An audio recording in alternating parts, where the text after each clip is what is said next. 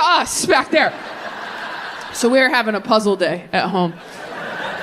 And I said, do you remember that hospice grief support group we got sent to for kids whose parents had died of cancer? And Bryn goes, oh yeah. Do you remember how not everybody's parents were dead yet? Yes, some of them still had active, I'm just saying, feels like they could have put us in different rooms, right? Maybe do a shirts and skins situation. But no, they were like Christmas present, Christmas future, discuss. Something's coming around the mountain, you know what it is. That's not what I remembered about the group. What I remembered about the group is there was one kid in there whose parent hadn't died, his uncle had died. And, look, I don't want to be a bitch, but like our mom was dead. And it just kind of feels like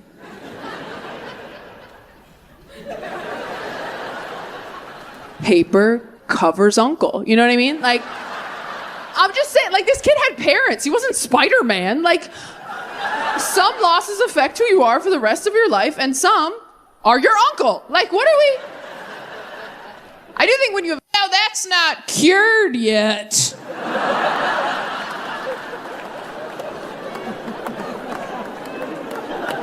And she's like, wow, honey, well, I hope we never get Alzheimer's. He's like, I hope we do, so we can all forget about this guy. I used to be way too loose with who I asked relationship advice from. I used to ask people in the audience, total strangers. I asked a couple in the front row of a show once, 2 couples therapists who had married each other. Which, I know, you ever see like quadruple stuffed Oreos and you're like, enough, right? That is a hat on a hat. It's excessive. But I was like, wow, 2 off-duty couples therapists. You gotta ask them, right? I said, do you guys have any advice for people in relationships, maybe people who are fighting a lot? And they said, we do. You know how a lot of people have a safe word to stop sex? Everyone needs to have a safe word during fights. So I asked a married friend of mine, I said, do you guys have a safe word for fights? And he was like, what? I'm like, it's a word that when you say it during the fight, it stops the fight. And he goes, oh yeah, we have one of those. I said, really? What is it? He goes, cunt.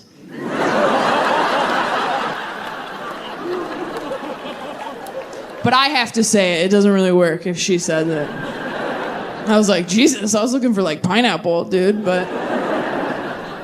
I used to ask people for relationship advice after breakups because I thought that was me working on myself, but it really wasn't. It was just me trying to figure out how to get into another relationship as quickly as possible so I wouldn't have to work on myself. The reason people don't want to be single for long periods of time is that once you're single for a little bit, you start to notice, ooh, some of the issues in my relationships are still here. And it's just me now. There's only one set of footprints in the sand. And no one's carrying my ass, right? Like, I've realized in the last year, I still have a lot to work on. I've realized I'm very petty in relationships. I realize that because I don't wear perfume when I'm single. Don't even think about it. I wear perfume when I'm in a relationship, though, because I know that if we break up and you smell that smell later, you'll get sad. And that makes me happy. I don't wear perfume to smell good. I wear it to haunt you later. I was on a first date with a guy. I realized we both had 3 younger siblings. I said, oh my God, let's text our sibling group chats right now. Ask them what our biggest flaw is. I'm so fun on a first date. I can't believe I'm alone. He texts his brothers, hey guys, what's my biggest flaw? And they write back, works too hard, cares too much. One of them wrote back dyslexic, which I thought was pretty funny. He couldn't read it, but I could. I text my siblings, hey guys, what's my biggest flaw? And my brother writes back immediately, probably that you expect everyone to hurt you, so you just leave before they can. I was like, dude, I'm on a date right now. He's like, oh, sorry, it works too hard. I thought this was a secure line. I'm a very emotional person. I'm a very emotional partner. I think I'm run by my emotions. Did you guys know that some people feel their feelings privately? Have you guys heard about this compartmentalizing bullshit? Some people apparently have these polite little feelings that shuffle up to them during the day, tug on their sleeve, like, hello, excuse me, I need to be felt at some point whenever you get a chance. And you're like, oh my God, well, I'm at work right now. And you're like, oh my God, you're at work? I'm so sorry. Do you have time later? Well, I get off into me. And he goes, no. I get scared you're mad at me. Men would rather you be dead than mad at them. Men would rather be in mourning than in trouble. That's the truth. If a guy misses 5 calls from his wife, he's like, oh, I hope this is the paramedic who found her.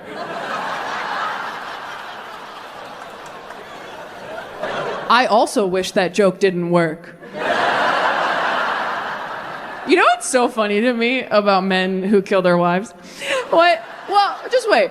What's so funny to me about men who kill their wives is like they think they're gonna get away with it. And it's like, dude, you've never planned a goddamn thing in your whole life. You've never made a dinner reservation and now you're gonna hide a body? This is quite the maiden voyage for event planning, dude. Maybe start with a potluck.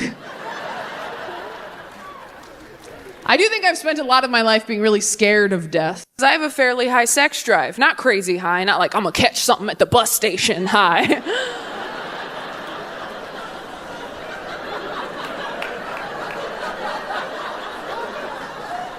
But if I love you, diarrhea doesn't deter me. Like we're in that zone, you know? It's like, yeah, your stomach hurts, push through it. I want to feel close to you. Mentally push, not physically. Don't make a mess.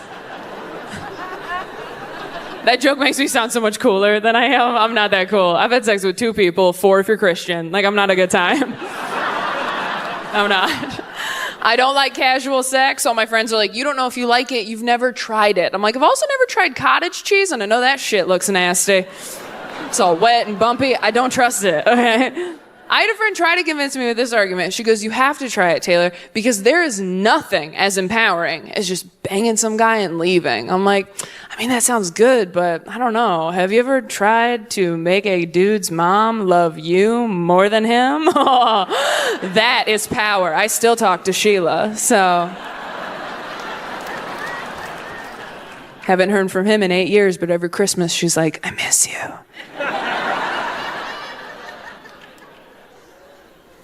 I was very sheltered growing up. I was terrified of sex. I thought I would be bad at it. Now that I'm older, it's so easy to be good at sex, isn't it? Oh my gosh. All you have to do is approach it with the enthusiasm of a child. Just put everything in your mouth. Like,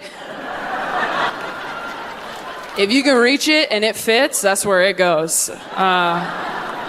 Pretend you're 4 and your partner's made of Legos. It's not complicated. I grew up very religious, you know, so I was encouraged to abstain from drugs and alcohol and sex and enjoyment. And, being abstinent is when you wait until marriage to have sex. They used to tell us the safest sex is no sex, which is a lot like saying the safest travel is books. When I have a daughter, I'm going to make sure she's abstinent in high school, and probably before that while we're at it, because when I was younger and I was abstinent, I was not having sex, but I was having other things done to me. And I don't know if you know this, but other things are kind of the best part of sex for ladies. So while my friends were having sex, I was the only one having orgasms. Yeah. I could not believe it when I found out, when my friends are like, yeah, me and Chad have had sex, but I've never, you know. And I'm like, you're going to hell and you didn't even finish?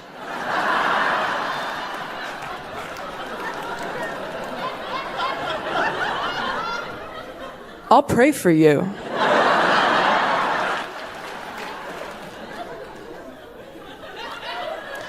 First time I tried to lose my virginity, I missed. That happened to anybody else in here? Not physically, I wasn't stupid. It wasn't like, oh, I was like trying to put a straw in a Capri Sun. It wasn't like that.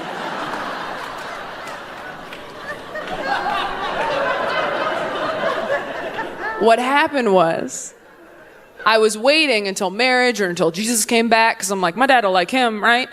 And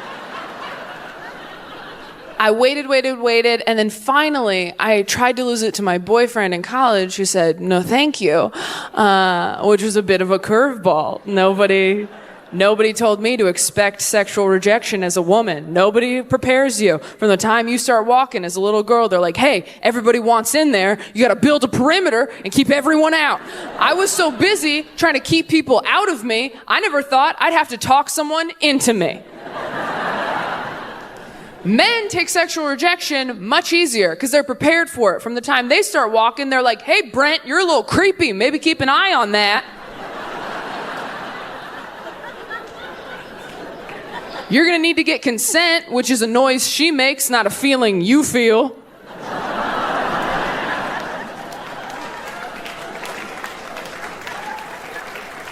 But because men are prepared for it, they bounce back real quick. They walk around like vacuum salesmen, just like, there's another house over here.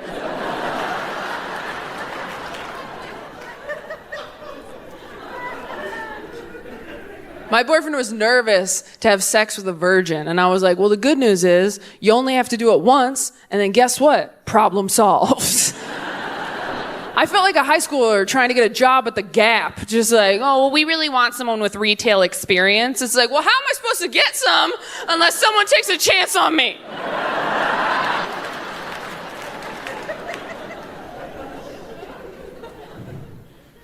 No.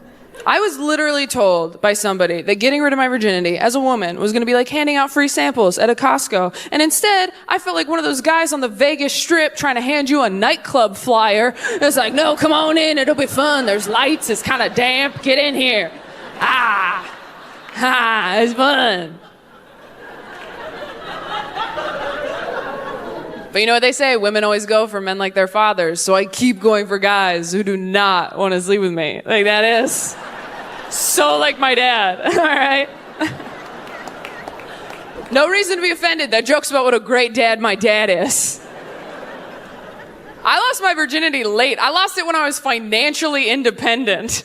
Yeah, I went through my bank statements. Like, I could afford to have a dick in me. Just like so responsible.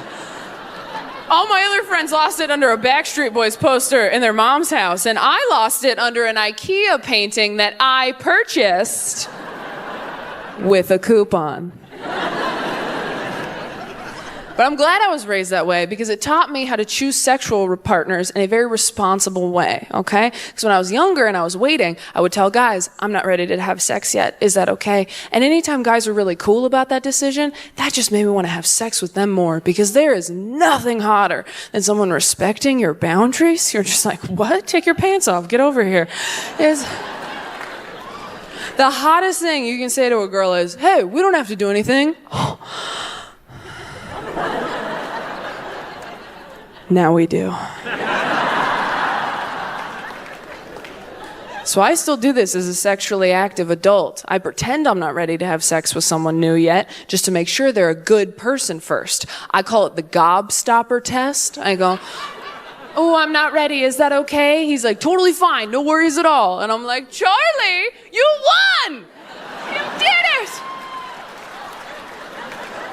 I knew you could, my boy. Now come inside my chocolate factory. It's all for you.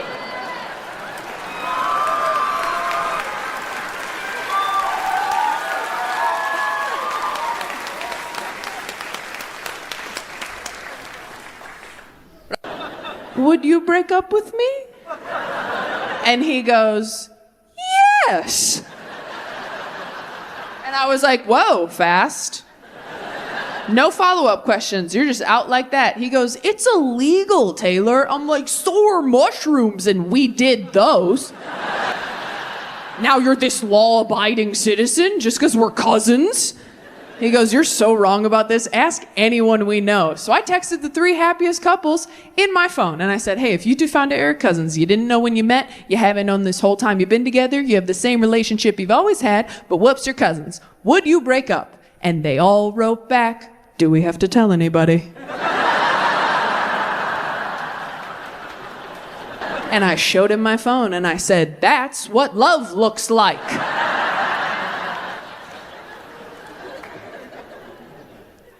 Quick poll.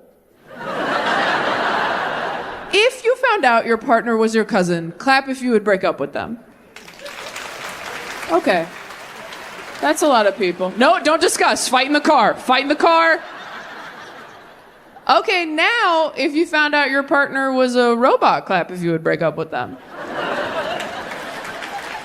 Oh, interesting. Bit of a drop-off over here.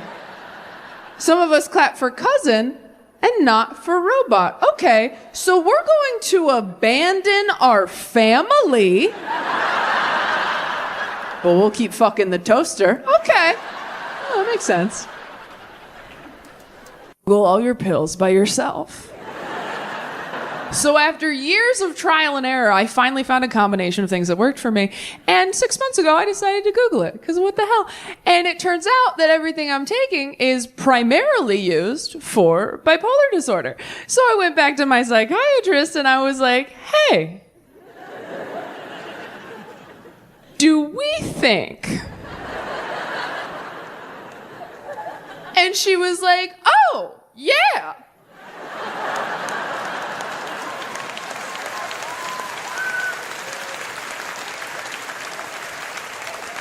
And I was like, is this how you fucking tell people? And she's like, no, of course not. We didn't know. I'm glad we figured it out. And I was like, we? I said, you really didn't know that I was bipolar? And she goes, no, of course not. We thought we were treating anxiety and depression. And I said, okay.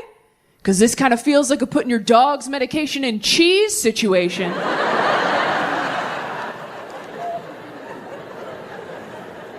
And I was like, I don't know how I feel about this diagnosis. And she goes, well, if it makes you feel better, you don't have to say I am bipolar. You can say I have bipolar, which feels a lot like someone going, I said you were being a bitch.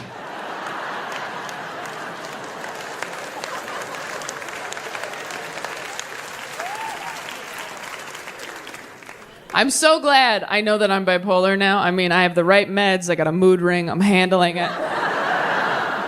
But when I first found out, it was a very tough pill to swallow, and I've swallowed a lot of pills. Because when you first find out something like that, you're like, oh man, am I gonna tell anybody? Should I tell anybody? And if I do tell people, am I hot and or talented enough to be an inspiration?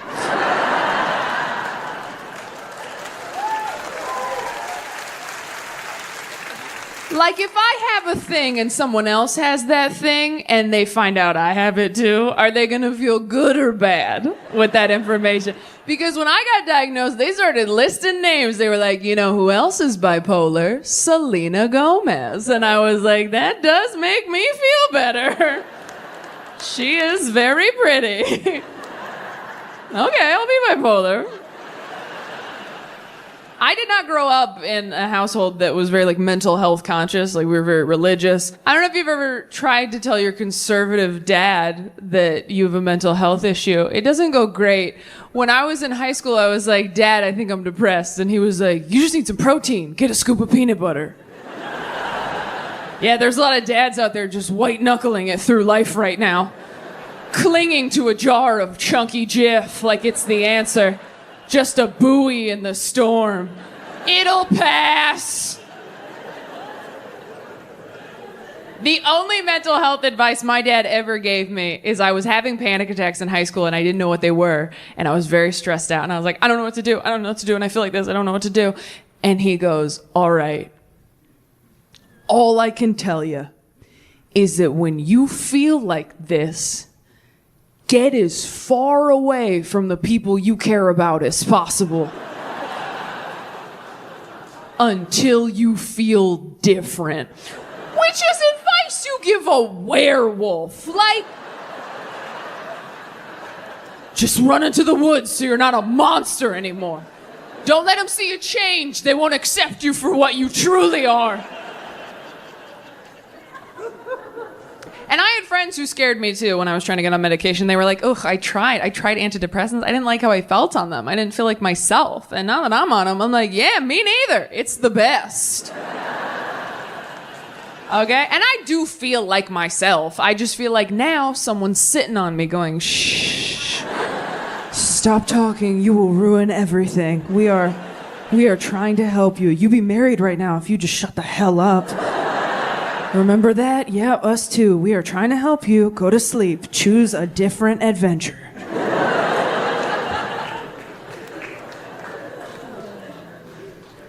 And they warn you about the side effects when you get on medication. They go, your sex drive might go down. And I'll be honest, I have experienced that since I got on medication. But I can't tell if my sex drive is lower or if my self-esteem is just higher now.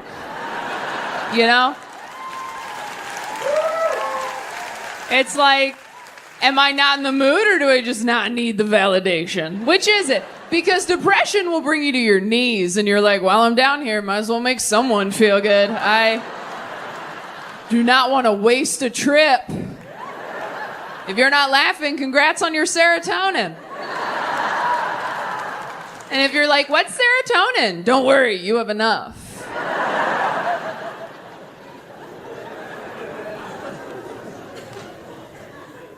I wasn't sure if I was going to talk about it on stage, and then I needed new material, and I was like, fire sale, everything goes. No, truthfully, I was surprised that I felt so bad about it, because I think I'm pretty open-minded, and I don't think anybody should feel bad if they get diagnosed with a mental illness, because it's just information about you that helps you know how to take better care of yourself. Yeah. Being bipolar, there's nothing wrong with it. Being bipolar is like not knowing how to swim. It might be embarrassing to tell people, and it might be hard to take you certain places.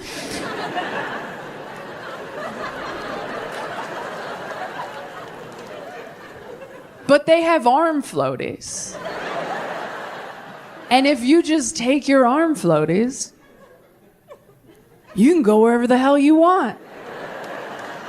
And I know some of you are like, but Taylor, what if people judge me for taking arm floaties? Well, those people don't care if you live or die. So maybe who cares? Maybe fuck those people a little. I don't know.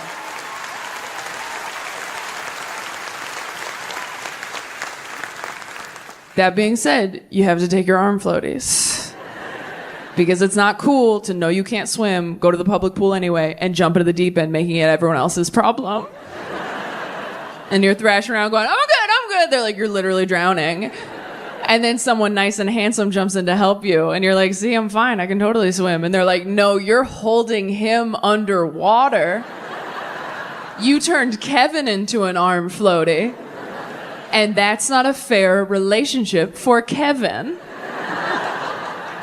Then someone floats by you on their back and you're like, what was that? And they're like, oh, that's someone whose parents supported them in the pool. Until they could be trusted not to die. Here are your arm floaties. I was very nervous to tell friends of mine I was bipolar because I thought they would think of me differently. And then I told all my friends, and nobody did. And it was actually pretty insulting. Because I've had friends tell me they were bipolar, and I was like, what? You? You're kidding. And then I told my friends, and they were like, that checks out. That connects a lot of dots for us. I told Dustin, one of my best friends in the whole world, and he goes, yeah, your mental illness was kind of like your middle name. I didn't know what it was, but I knew that you had one. Then they look at you like they did a trick on a skateboard.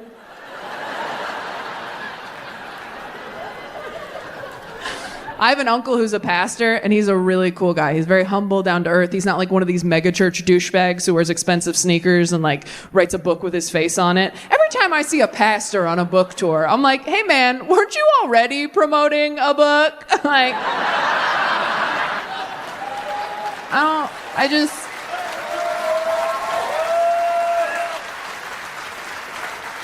how many bestsellers do you need, Joel? My uncle's really cool. He's the only person in my life who understands what I do. It's been the most relaxing year of my entire life. It has been lovely. Waking up every day going, oh, no one's gonna make me cry today but me. The peace, it's lovely. Here's the thing. Being single is not what sucks. Dating is what sucks. And you can opt out of that. Dating is what's shitty. The constant push and pull of hope and disappointment. Dating feels like being a stuffed animal in a claw machine. Like, oh my God, it's happening! No, it's not.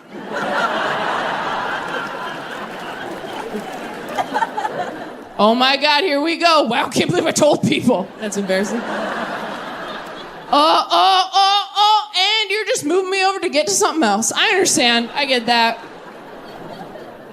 And things change so quickly as you're getting older, too. I had a friend, I didn't talk to her for a couple weeks. I called her to catch up. She goes, you'll never guess. I think I met my soulmate on Bumble. Gone, just like that. They're getting married this spring. We were lying in the same pile of stuffed animals for years. I closed my eyes for 2 minutes, and when I opened them, she was outside the glass going, it'll happen for you, too!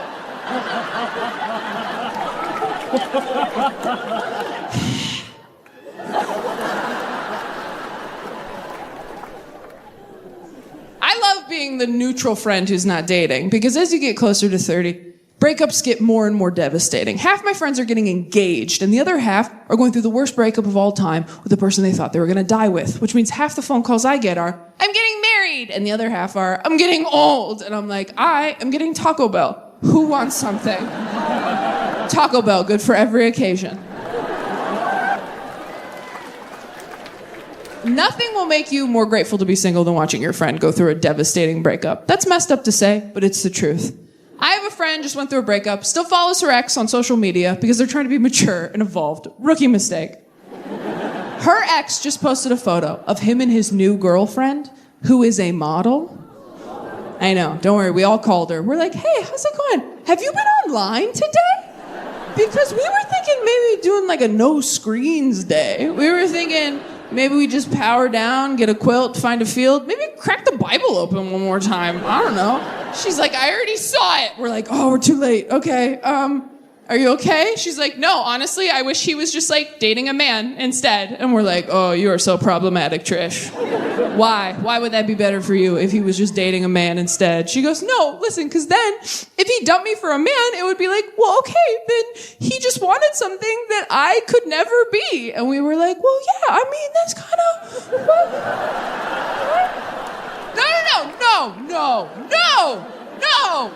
No, we think you're so pretty, babe, but like a model? Like that's kind of like a different, like look around. Don't you think if you were a model, we'd all be models? But this isn't Model Squad. This is Personality Squad. Like this is a different team you're on.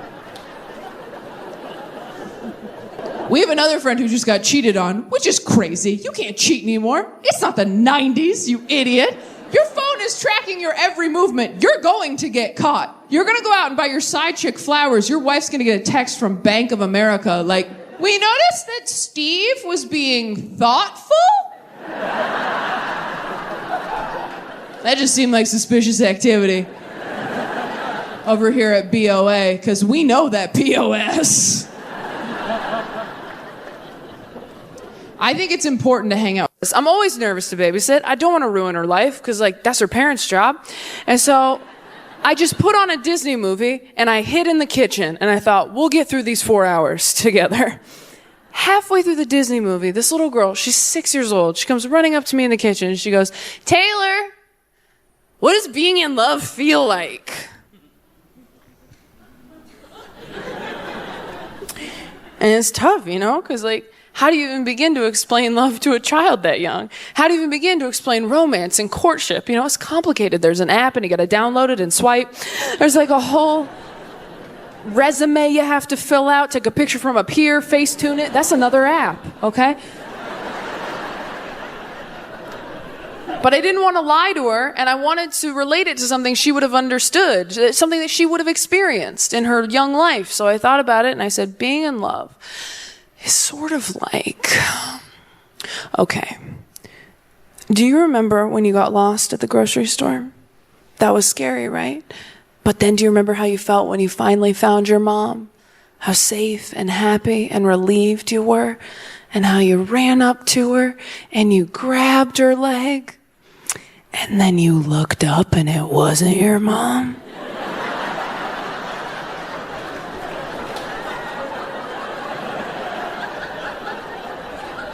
That's kind of what it's like out here, yeah.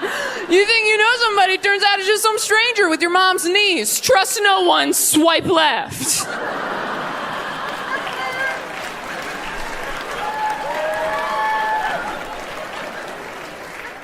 So that's not good. But you do need to be realistic. I have girlfriends that are terrible about this. A friend told me that she thinks the perfect relationship is one where you feel safe but not bored. I'm like, bitch, get an Xbox. That's not gonna happen.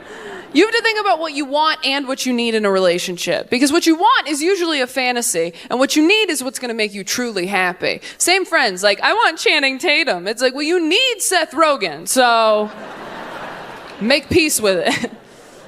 I've been thinking a lot about what I want and need in a partner because I travel all the time. I have a weird job where I work at night. If I want to have a family, what I need is a stay-at-home dad. The problem is, I don't want someone who, like, plans to be a stay-at-home dad.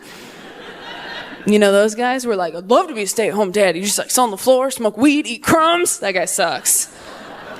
That guy watches your water break and asks you for a ride to the hospital. The only upside to marrying that dude is he'll never leave the baby in a hot car because he doesn't have one. I need a guy with goals and drive and ambition, and I need him to give all that up to support mine. I need to find a winner and destroy him. I want to say, this is my husband. He used to do this. And I can feel some people pulling back like, oh, Taylor, he's going to resent you. I know. I'm kind of into that. I'm super into it. Because I've dated dudes that don't make as much money as me. Almost exclusively. What up? And one of them really hated it. It made him feel embarrassed and emasculated. And it was, oh, so hot. Oh my God, I'm like, come here, baby girl, we'll role play. You can be the breadwinner tonight. How does that sound? Yeah, you go right back to making pancakes in the morning. Don't get cocky just because daddy lent you some pants. I have a savings account that makes me daddy.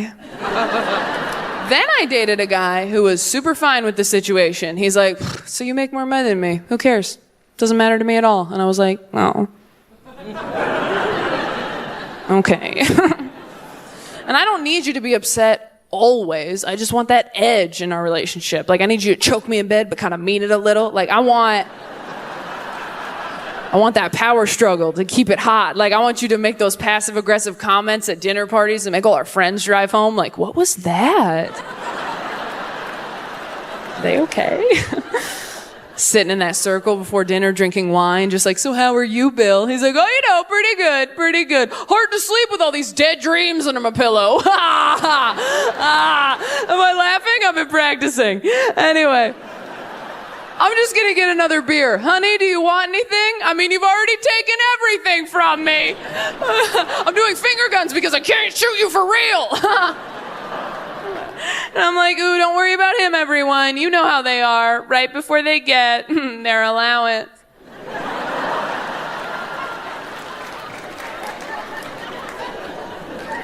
Don't know why some of you seem offended. I'm the one who has to die alone.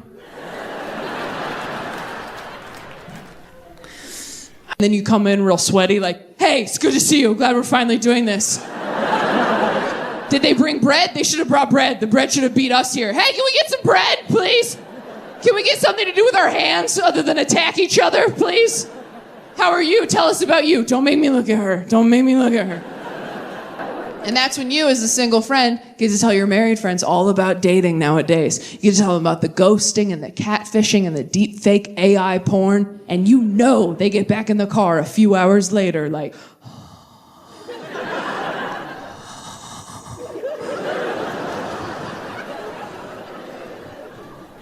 I don't say this enough, but I'm grateful for you.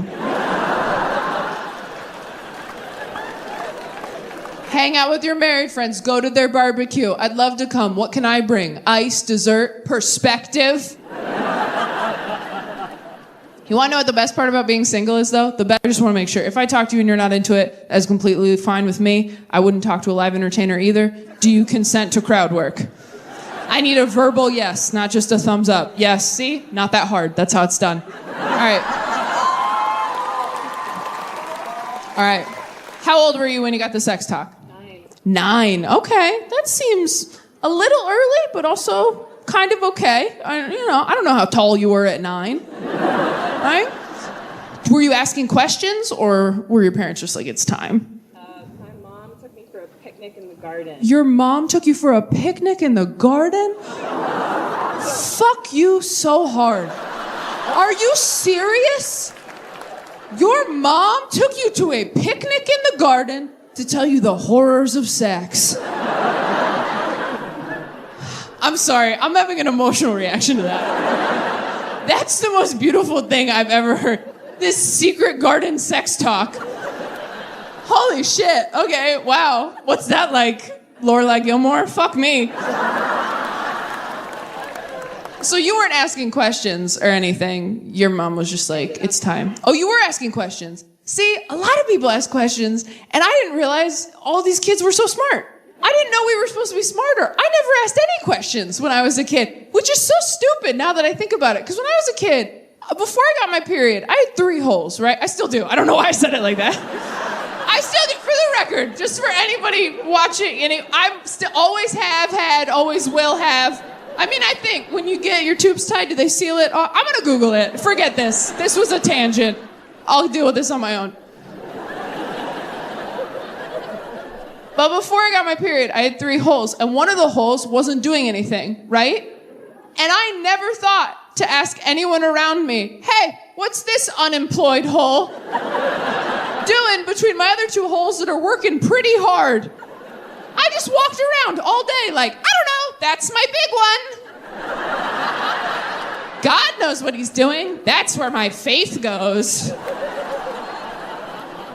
After I saw Music Man, I started calling it my glove compartment, but that is another story. This was my sex talk. So when I was 10, I read what sex was in a book, not planning on it, just kind of like, oh my God, tried to forget. Just Assaulted by Judy Blume, quite frankly. And then 2 years later, my dad was driving me home from school, and out of nowhere, he goes, do you know what sex is? And I was like, yeah, Dad, I read in a book. Let's never speak again, right? And he's like, all right, I need you to tell me what it is so I know that you know. My dad made me give him the sex talk. I was like, do you know what it is? He's like, why don't you just tell me what you know, and then I'll tell you what I know. And we'll get to the bottom of this together. I used to ask my parents for relationship advice every time I went through a bad breakup. Don't do that unless you want to learn too much about your parents. I had a terrible breakup in my early 20s, and I remember I was back home. My stepmom was trying to comfort me. She goes, Taylor, there was a guy in my